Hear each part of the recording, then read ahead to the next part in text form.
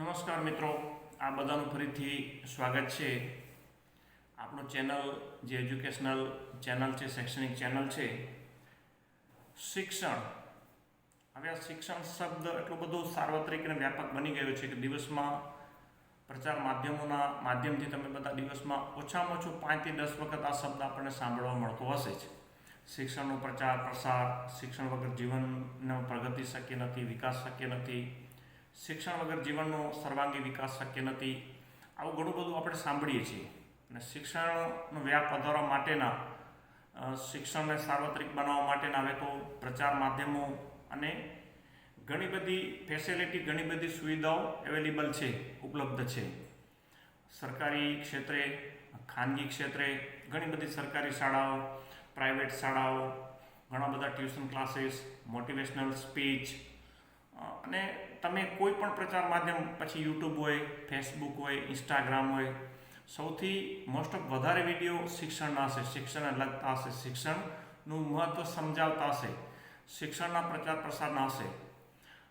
આટલો બધો પ્રચાર પ્રસાર, આટલો બધો શિક્ષણનો વ્યાપ વધારવા માટેના પ્રયત્નો, આટલું બધું શિક્ષણના મહત્ત્વ સમજાવતી મોટિવેશનલ સ્પીચ, છતાં પણ શૈક્ષણિક ક્ષેત્રે ધારી પ્રગતિ થતી નથી. 10માનું કે 12માનું રિઝલ્ટ આવે કે ભાઈ ભાષામાં આટલા બાળકો નાપાસ થયા, સમાજ વિદ્યામાં, ગણિતમાં કે અલગ અલગ વિષયોમાં આટલા બાળકો સિદ્ધિમાં નબળા રહ્યા, આટલા બાળકો 50% નીચે રહ્યા. તો એનું મૂળ કારણ શું?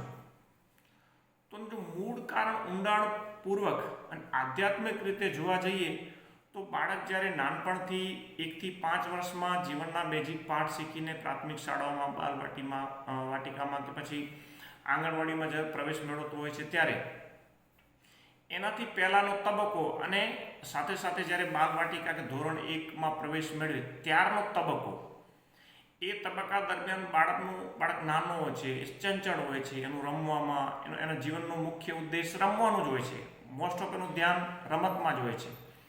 તો એમાંથી આપણે ધીમે ધીમે આપણે એને શિક્ષણ તરફ વાળવાનું છે. ઘણી બધી પ્રક્રિયાઓ શીખીને આવે છે, ઘણી બધી ઇમેજ, ઘણી બધી સંકલ્પનાઓ, ઘણા બધા ચિત્રો એના મગજમાં સ્ટોરેજ થયેલા હોય છે. આપણે ધીમે ધીમે શિક્ષણ તરફ વાળવાનું છે.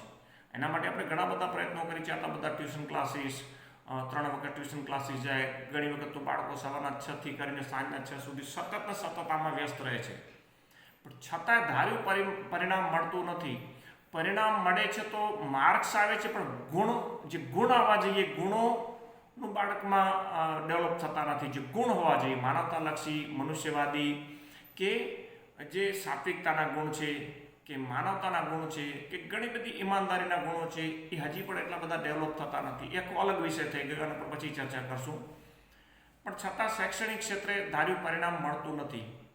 તો નાનપણથી યા તો આપણે પ્રયત્ન કરતા નથી, તો એ વાત ખોટી પડે. પ્રયત્નો તો આપણે ઘણા કરીએ છીએ, યા તો બાળક પર એટલું બધું થોપી બેસાડીએ છીએ કે શિક્ષણ એટલે એને શરૂઆત પ્રાથમિક તબક્કે જ 3 વર્ષનો થાય એટલે સવારના 6 વાગે ટ્યુશન ને 8 વાગે ટ્યુશન ને પછી ભણવા જવું, વળી 2 કલાક લેસન કરવું, વળી ટ્યુશન જવું, એટલું બધું થોપી દઈએ છીએ કે એને ભારરૂપ લાગે છે. પછી ધીમે ધીમે એનું મગજ એમાંથી એનું મન કંટાળી જાય છે. પણ હજી પણ એક તબક્કો કે ખૂટતો હોય તો નાનપણથી બાળકને આપણે જ્યારે 3-4 વર્ષનો થાય, આંગણવાડીમાં જતો થાય, બાલવાટિકામાં જતો થાય કે ધોરણ 1માં આવે, ત્યારે એને ધીમે ધીમે બેસતા કરવો પડે, બેસતા શીખવવું પડે. કારણ કે શિક્ષણ એક તપ છે, એક સાધના છે. એક જગ્યાએ બાળકને બેસતા શીખવવું પડે. પછી 5 મિનિટથી શરૂઆત કરો, 10 મિનિટ પર લઈ જાઓ, 15 મિનિટ, 20 મિનિટ, આમ કરતાં જ્યારે જેમ એનું ધોરણનું લેવલ વધતું જાય તેમ એમાં થોડો સમયનો વધારો થતો જાય. અને સાથે સાથે દરરોજ ધીમે ધીમે શાંત રીતે આપણે સમજાય કે બેટા, જો શિક્ષણ એક તપ છે, એના માટે બેસવું પડે, તું આટલું બેસીશ તો આટલું શીખી શકીશ. એના માટે આયોજન આપી દઈએ, ટાઈમ ફિક્સ કરી દઈએ. પણ ધીમે ધીમે કદાચ ગ્રામ્ય ક્ષેત્રો હોય જ્યાં શૈક્ષણિક જાગૃતિ નથી, ત્યાં બાળકો ન બેસતા હોય, તો ત્યાં આપણે એને શાંતિથી શીખવવું પડે, શાંતિથી કહેવું પડે. કે ત્યાં બાળકોમાં એટલી બધી જાગૃતિ ન હોય, વાલીઓ જાગૃત ન હોય, તો ઘણી વખત આપણે બાળક 5મા, 6મા, 7મા, 8મા સુધી આવે ત્યારે આપણે એને બેસતા ન શીખવીએ લેસન માટે, હોમવર્ક માટે કે વાંચવા માટે. પછી એની મોટો થાય પછી આપણે એના પર પ્રેશર કરીએ, દબાણ કરીએ તો એને ભારરૂપ લાગે છે. એટલે નાનપણથી જ બાળક જ્યારે બાલવાટિકામાં આવે ત્યારથી એને 5 મિનિટ 10 મિનિટ 15 મિનિટ રમતા રમતા એને એનું મહત્ત્વ સમજાવી, તપની રીતે બધી રીતે એને સમજાવી, આ ભણવાથી શું ફાયદા થશે, ભણતર શા માટે જરૂરી છે, ભણતરથી શું શીખી શકીશ, આમ ધીમે ધીમે ધીમે એક બધું એને કંઈ પ્રવચન આપવાની જરૂર નથી, પણ ધીમે ધીમે બેસતા એને શીખવવું જોઈએ.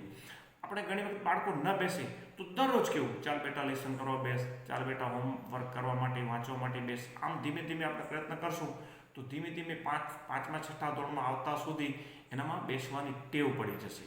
કોઈ પણ માણસનું શરીર છે, મન છે, તો તમે એને જે કોઈ પણ બાબતની ટેવ પાડી દો તો પછી એમાં એને કંટાળો આવે નહીં. એ ટાઈમ ઓટોમેટિક એને જીવનને અનુરૂપ થઈ જાય અને એ બેસતા શીખે.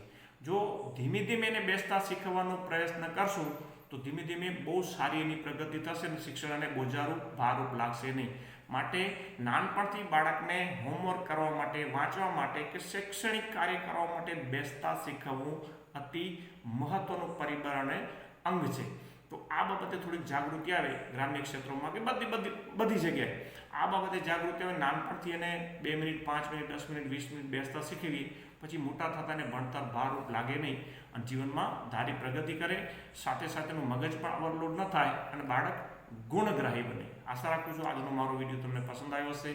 અસ્તુ, ધન્યવાદ.